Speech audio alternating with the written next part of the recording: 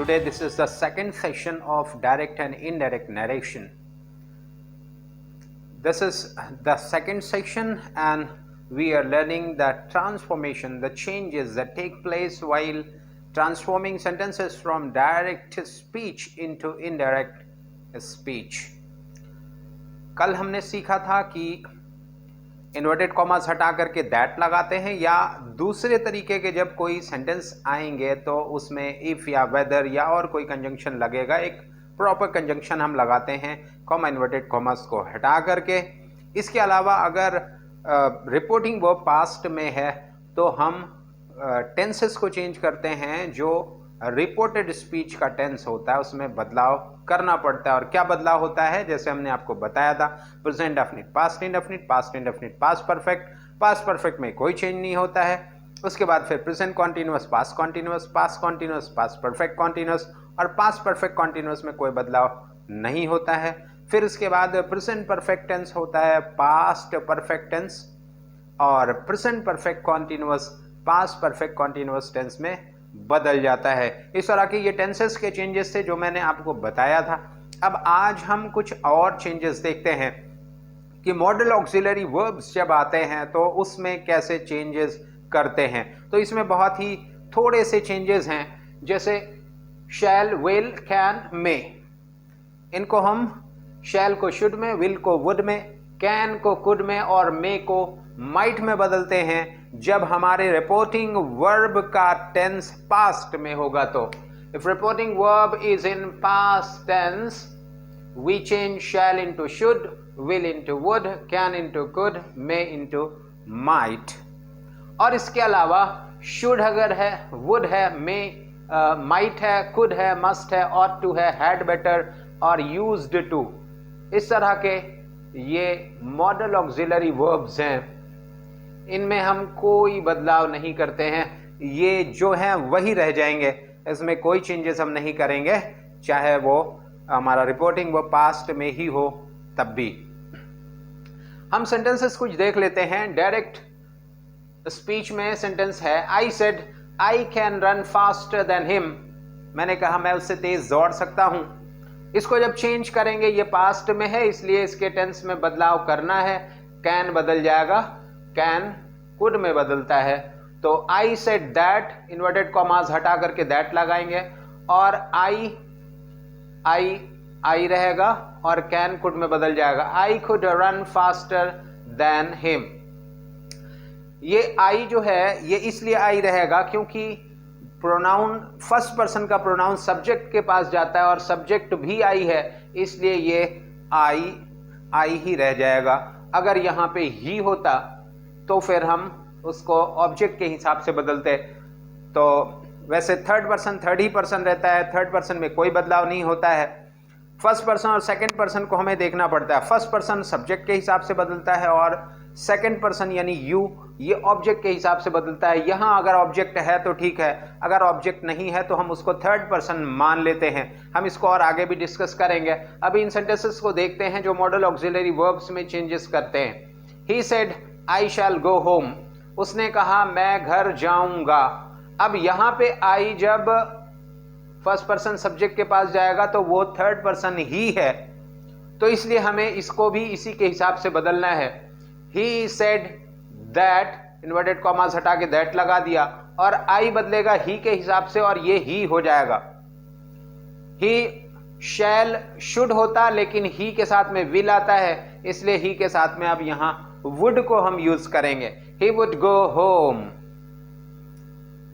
Be very careful while changing these sentences, because sometimes if you miss a rule you will not be able to transform the sentence from direct into indirect properly. That's why be attentive.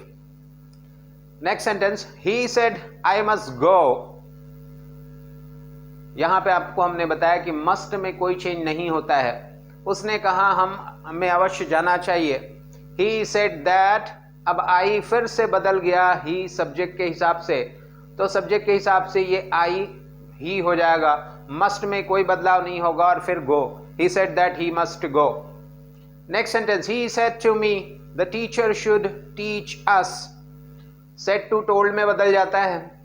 तो इसको बोलेंगे he told me. The teacher, ये third person, इसमें कोई बदलाव नहीं होगा। The teacher should he रह जाएगा।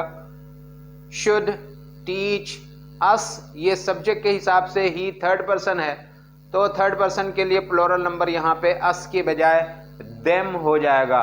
दे थर्ड पर्सन का प्लोरल नंबर होता है और उसका ऑब्जेक्ट देम होता है, इसलिए यहाँ पे देम हो जाएगा अस की बजाय।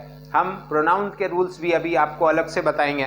Next sentence, he said my father used to serve Indian air force. उसने कहा मेरे पिताजी इंडियन एयर फोर्स में सर्विस किया करते थे या सेवा देते थे।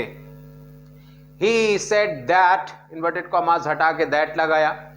और माय फादर, शी के लिए ये फर्स्ट पर्सन का प्रोनाउन है जो सब्जेक्ट के हिसाब से बदलेगा। सब्जेक्ट यहाँ पे शी है, तो शी के लिए यहाँ पे हर प्रोनाउन हो जाएगा। Her father used to serve, used to में कोई बदलाव नहीं हुआ है, सर्व इंडियन एयर फोर्स। इस तरह से मॉडल ऑक्सिलरी वर्ब्स के जो रूल्स हैं हमने आपको उन्हें बता दिया है। अब हम कुछ एक्सेप्शंस देखते हैं। एक्सेप्शंस जो हमारा वर्ब जो है रिपोर्टिंग वर्ब, वो पास्ट में होने के बावजूद हमारा रिपोर्टेड स्पीच जो होता है उसमें कोई बदलाव, टेंस में कोई बदलाव नहीं करते हैं। तो यहां इसको समझते हैं। Tense of reported speech does not change, बदलता नहीं है। Even if reporting verb is in past tense, अगर रिपोर्टिंग वर्ब पास्ट टेंस में भी है तो रिपोर्टेड स्पीच में कुछ जगह पे बदलाव नहीं करते हैं। ये चार ऐसे सिचुएशंस होते हैं, चार ऐसे एक्सेप्शंस हैं जिनको हम एक एक करके देखते हैं। पहली चीज ये है यूनिवर्सल ट्रुथ, जो हर जगह हमेशा सच होती है। जैसे सूरज पूरब से निकलता है, इसमें कोई बदलाव नहीं हो सकता है। एग्जाम्पल देखते हैं। The teacher said the earth moves around the sun. Teacher ने कहा कि धरती सूरज का चक्कर लगाती है। Earth moves around the sun, सूरज के चारों तरफ धरती चक्कर लगाती है। अब इसको चेंज करेंगे। द टीचर सेड के बाद दैट लगा दिया। The earth moves around the sun, यहां पे इसका टेंस नहीं बदला है। मूव्स यहां भी है प्रेजेंट डेफिनिट, तो रिपोर्ट यहां पे इनडायरेक्ट स्पीच में भी टेंस नहीं बदला, क्योंकि ये यूनिवर्सल ट्रुथ है, हर जगह हमेशा यही होता है। जैसे कि सूरज पूरब से भी निकलता है, ये भी यूनिवर्सल ट्रुथ है। इस तरह के जितने भी यूनिवर्सल ट्रुथ होंगे उनके रिपोर्टेड स्पीच के टेंस में बदलाव नहीं होगा, चाहे रिपोर्टिंग वर्ब पास्ट में ही क्यों ना हो। दूसरा, हैबिचुअल फैक्ट, जब कोई कार्य आदतन किया जाता है, आदत के हिसाब से जब कोई काम किया जाता है तो उसमें भी रिपोर्टेड स्पीच के टेंस में हम बदलाव नहीं करते हैं। एग्जाम्पल देखेंगे। Jimmy said dogs bark at strangers, कुत्ते अजनबी पर भौंकते हैं, तो ये रिपोर्टिंग वर्ब इसका पास्ट है सेड। लेकिन यहां पे देखेंगे Jimmy said that dogs bark at stranger, अगर ये रूल के हिसाब से बदलते तो बार्क्ड हो जाता, डॉग्स बार्क्ड एट स्ट्रेंजर, कुत्ते अजनबी पर भौंकते हैं, ये पास्ट में बदल के भौंकते थे अब नहीं भौंकते। ऐसा नहीं होगा, क्योंकि ये ऐसा हमेशा होता है, ये हैबिचुअल फैक्ट है। उसके बाद प्रोवर्ब अगर कोई होता है, जब प्रोवर्ब कोई होता है तो प्रोवर्ब भी हमेशा उसी टेंस में रहता है जिसमें इसको लिखा जाता है। इसका पास्ट हम चेंज पास्ट में नहीं बदलते हैं, रिपोर्टिंग वर्ब पास्ट में होने के बावजूद। एग्जाम्पल देखेंगे डायरेक्ट स्पीच में। She said honesty is the best policy, ईमानदारी सबसे अच्छी नीति है। इसको अगर हम इसका टेंस बदल देंगे तो प्रोवर्ब ही बदल जाएगा, जबकि प्रोवर्ब हम नहीं बदल सकते हैं। रिपोर्टिंग वर्ब पास्ट में है, इन्वर्टेड कॉमास की जगह पे दैट लगा दिया। Honesty is the best policy, sentence के इसमें रिपोर्टेड स्पीच के टेंस में कोई बदलाव नहीं किया गया है। इस तरह से हिस्टोरिकल फैक्ट्स में भी हम बदलाव नहीं करते हैं। रिपोर्टिंग वर्ब जो होता है पास्ट में है तो भी रिपोर्टेड स्पीच का टेंस नहीं बदलता है। एग्जाम्पल देखेंगे। Our teacher said the age of Shahjahan is called the golden age of Mughal dynasty. Change करेंगे, रिपोर्टिंग वर्ब सेड है, इन्वर्टेड कॉमास हटा के दैट लगा दिया। अब उसके बाद the age of Shahjahan is called the golden age of Mughal dynasty.